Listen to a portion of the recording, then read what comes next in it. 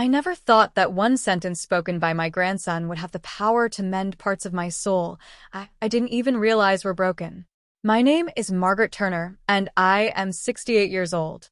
Life has taken me through storms, losses, and moments of joy, but on one ordinary afternoon, my young grandson, Daniel, changed my heart forever with just 3 little words: "You're still you." It all began on a cloudy Wednesday afternoon in early autumn. The leaves had begun to turn golden, scattering across the lawn like nature's confetti. I was sitting in my armchair by the window, knitting absent-mindedly, my thoughts drifting back to a time when life seemed so much brighter. Age has a way of sneaking up on you. One day you're running around chasing your children in the backyard, and the next you're watching the world move quickly while you sit on the sidelines.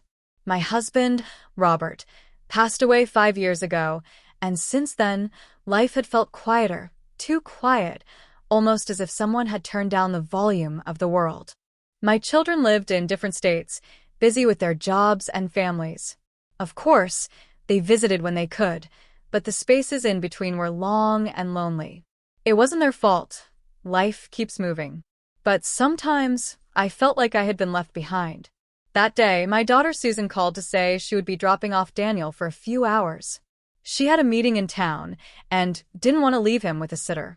At first, I hesitated. I wasn't sure I had the energy to keep up with a 10-year-old. But I agreed because, truth be told, I looked forward to his visits more than anything. When Daniel bounded into the house, his laughter filling the air, it was like sunshine cutting through the gray clouds outside. He ran straight into my arms, hugging me with all the enthusiasm only a child can give.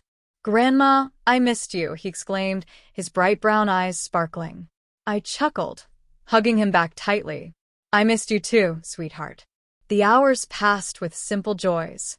We baked chocolate chip cookies together, and I let him lick the spoon just like I used to do with Susan when she was a little girl. He told me about school, about his best friend Jacob, and about how he wanted to be an astronaut one day. I listened, marveling at his excitement for life, something I realized I had slowly let slip away from myself. After cookies and storytelling, we sat on the couch watching an old movie. Daniel leaned against me, his head resting on my shoulder. And then, out of nowhere, he asked a question that caught me completely off guard. "Grandma," he said softly, "why do you always look sad when you think I'm not watching?" His words pierced through me, leaving me speechless. I had thought I was hiding it well, the heaviness I carried in my heart. But children, with their pure eyes, often see more than adults do. I tried to smile, brushing a hand over his hair. "Oh, honey, I'm not sad. Just a little tired sometimes." Daniel sat up, looking straight at me with a seriousness far beyond his years. "But you're still you, Grandma.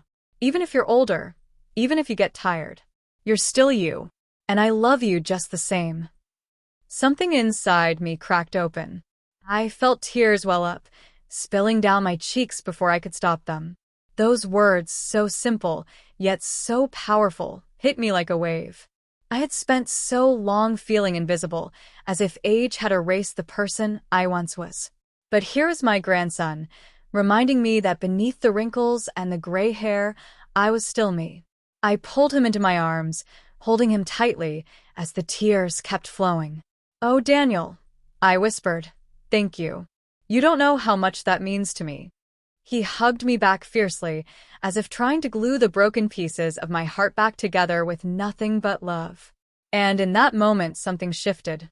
For the first time in years, I felt seen, not as a lonely widow or an aging woman, but as Margaret. As me. The rest of the afternoon felt different. We laughed more, played a board game, and even went outside to kick around a ball in the yard. I hadn't run in years, but Daniel convinced me, and though I was clumsy and out of breath, he cheered me on as if I were winning a marathon. When Susan returned to pick him up, I hugged Daniel a little longer than usual. As he waved goodbye, I felt a warmth inside me that lingered even after the house grew quiet again. His words echoed in my mind. "You're still you." Over the following weeks, I began to see life differently. I joined a local community group where seniors gathered to share hobbies and stories. I started painting again, something I hadn't done since my 20s. I even began walking in the park every morning, breathing in the crisp air and watching the sunrise. Each small step reminded me that I was still alive, still capable of joy, still me. Daniel continued to visit often, and every time he did, I saw in his eyes the same love and belief that had sparked my change. He didn't see me as someone fading away. He saw me as his grandmother, full of love, wisdom, and life. His words gave me the courage to embrace who I was at every stage of life. Months later, during a family gathering, Susan noticed the change in me. "Mom," she said, smiling, "you seem so much happier lately. What happened?" I glanced at Daniel, who grinned knowingly. "Your son reminded me of something important," I replied. "He reminded me that I'm still me." Everyone laughed softly, not quite understanding the depth of what I meant. But Daniel did. He reached for my hand under the table, squeezing it gently, and in that moment, I knew he would carry that wisdom throughout his life too. Life has not suddenly become perfect. I still have lonely days, and I still miss Robert deeply. But now I no longer feel invisible. I see myself again. And every time doubt creeps in, I hear Daniel's voice in my heart. "You're still you." That single sentence healed me more than years of silence ever could. It reminded me that love doesn't fade with age, and that identity is not lost in the passage of time. My grandson gave me a gift more precious than gold, the gift of remembering who I am. So to anyone reading this, I want to say what Daniel said to me. You are still you.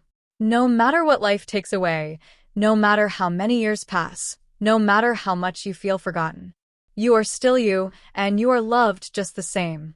And sometimes, it just takes the pure heart of a child to remind us of that truth.